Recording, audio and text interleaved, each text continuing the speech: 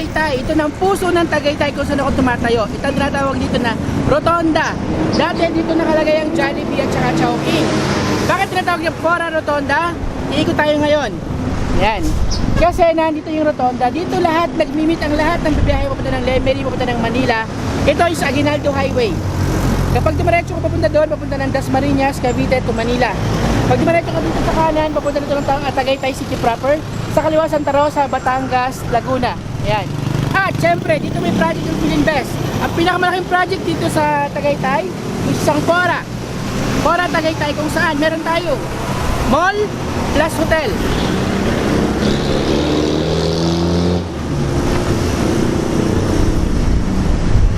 Full swing na po ang construction dito sa Fora Tagaytay. Kung makikita niyo po, lahat ng nakikita mo is property ng Philinvest. Retain ng Philinvest ang hospital, Tagaytay Medical Center, kung makikita